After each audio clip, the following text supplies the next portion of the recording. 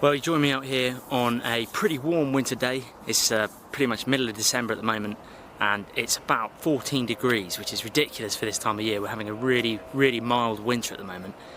I'm just out here in the woods for a couple of hours really, just going to have myself a bushcraft breakfast, get a fire going, get a breakfast going, and I came to check on the shelters that I've built just to see how they're faring. It's a few months down the road now since I've built them, so I'll show you guys around them. Obviously the foliage and stuff that I put as the proofing on the A-frame behind me was bracken, so that's now died back, but it will actually help me to start my fire. I'm going to do a birch bark fire today, so well, fingers crossed, hopefully I'll be able to start a fire with a bit of birch bark and some of the dried dead bracken behind me. I'll get that going, spend a few hours trying to get that going well, and then I can cook my breakfast, have a bit of food, and maybe do a little project, a bit of carving or something like that.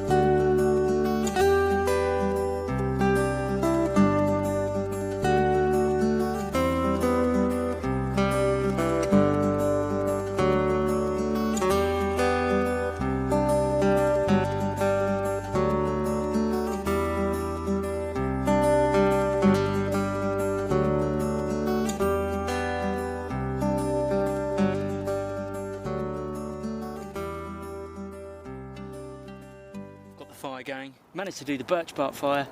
The bracken worked really well, however it's very, very fast burning, so you either need quite a bit of it or you've got to have all your kind of dry sticks and kindling ready basically. Now there's quite a strong wind today, quite a strong breeze, so what I've done is I've actually sawn up a few bits of firewood and actually made a kind of mini firewall.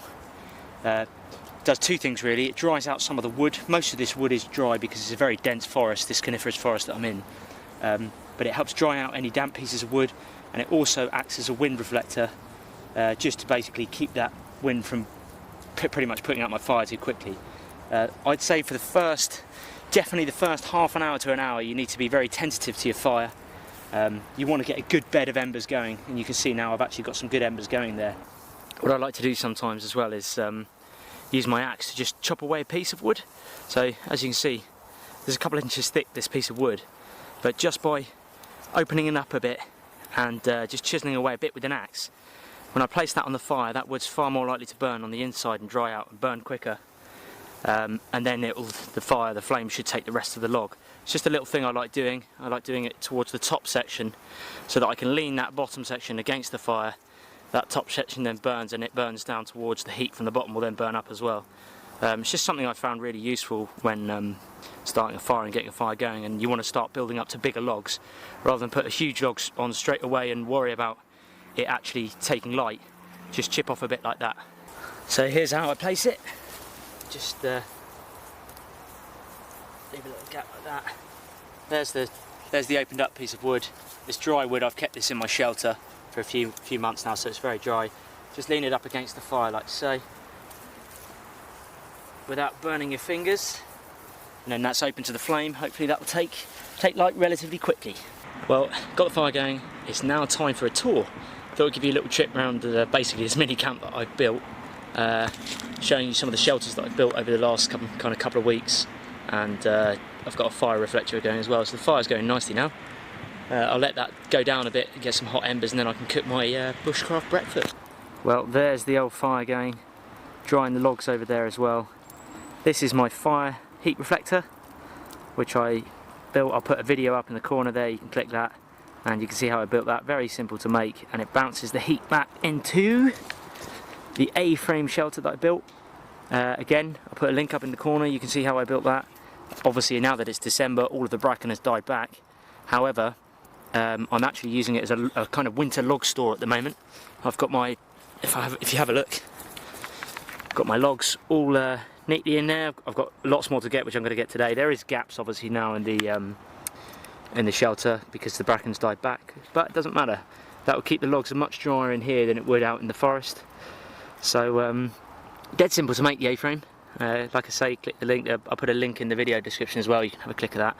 But that's how that fire reflector works, the heat reflector. It bounces the heat back towards that shelter there. I'm hoping in the summer to actually do an overnighter in here, in this A-frame. But for the moment I'm only here for a day trip, if that, just a few hours. Cook a little bushcraft breakfast and I'll head home. But I did another shelter as well, which I'll go and show you now. So this is basically what I used to build my previous shelter. I used the back of a tree root, I called it the tree root shelter, and this is what it looks like. As you can see, dead tree falling there, it's fallen down. There's a tree root, the buttress of the tree kind of was there, and I made similar, basically an A-frame shape as well, covered with moss. And again, I'll put a link up in the corner that you can click, or in the video description, and that is my tree root shelter. It's very, very secure and very, very sheltered actually inside. Lots of room inside. There's probably fit 2 people in here quite easily. But that was really good fun to make. I made that with no tools whatsoever. That was all just with bare hands. So yeah, like I say, check out the link in the video description if you want to see it. Right, let's get breakfast going. Before I put the breakfast on, cook something, I just thought I'd show you my tinder pouch. This is just made from leather cord.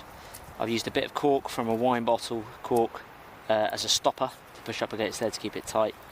The leather I just got online for about £5 I think it was, piece of leather, but you can use any kind of piece of leather.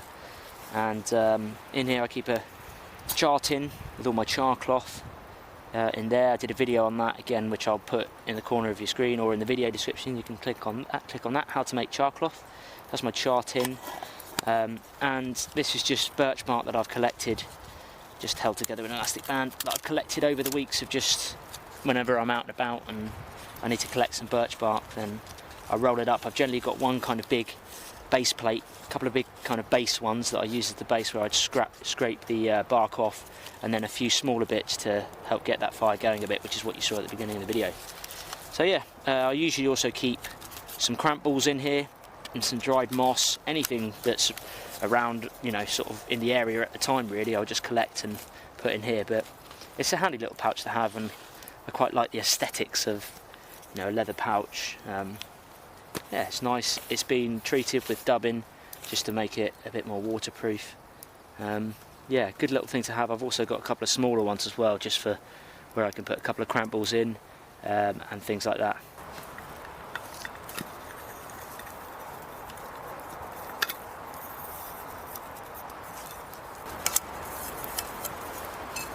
Okay, so what I'm doing for my bushcraft breakfast, not really much of a breakfast, is actually egg. So I'm just going to do a bit of fried egg, probably be scrambled, and I quite like eating egg. It's very easy to cook, it's quick to cook, but obviously it's hard to bring an actual egg out with you because the shell's likely to crack and then it's going to leak everywhere. So I've beat it up at home, straight out of the fridge, and pour it into a water bottle. This is just a kind of standard, well, Coke bottle. Put it into a bottle. It's still quite cold, so I know it'll still be okay. If you're going for, you know, longer, most of the day, and you don't have it to the end of the day, you might want to be careful. So pour this in. This is just a little cook set. I've got a little portable one. It's very handy. It's a perfect size for doing things like this. Egg.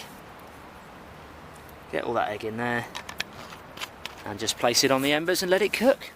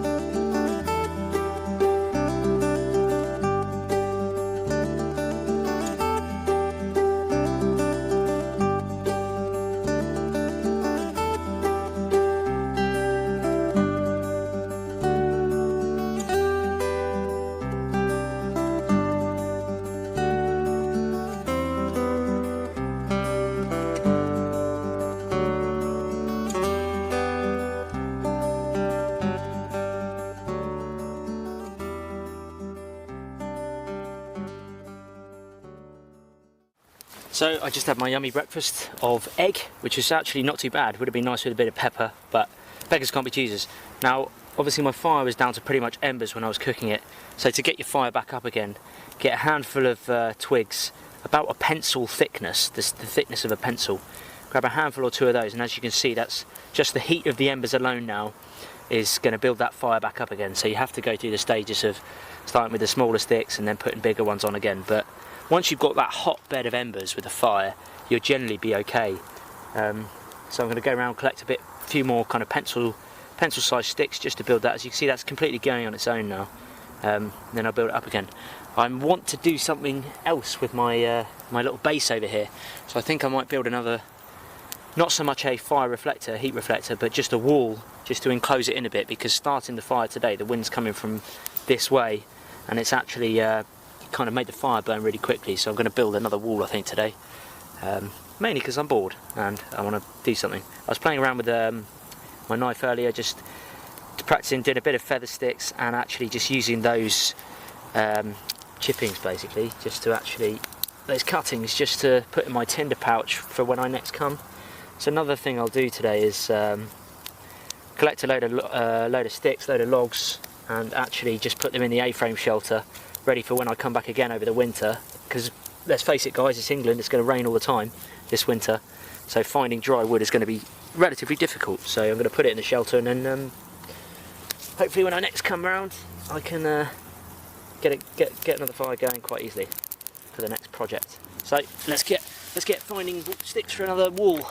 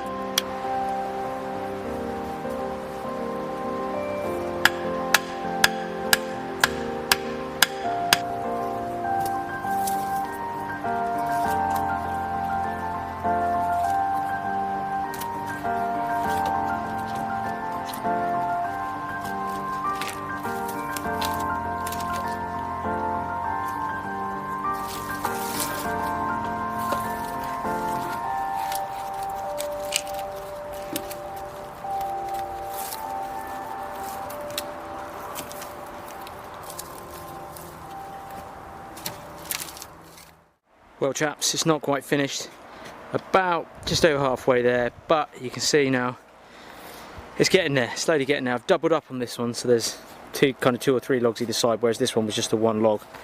But it's working well anyway. It'll stop the wind coming into the fire. As you can see, wouldn't even know I had a fire here. There's the old A-frame, and obviously I've got the bracken on the outside still that I can use to start the fire again. I also just went and collected a load of dry sticks, just for whenever I come back next time. Hopefully these will stay dry. Well guys, I hope you enjoyed this episode and a little camp update. It's been great fun. I've had the fire going a couple of hours, put it out now, and it was nice to have a bit of a bushcraft breakfast, although it wasn't much, but enjoyable day out, half day out even. And I'll definitely be back here in a few days, maybe next week sometime hopefully. Thanks for watching guys.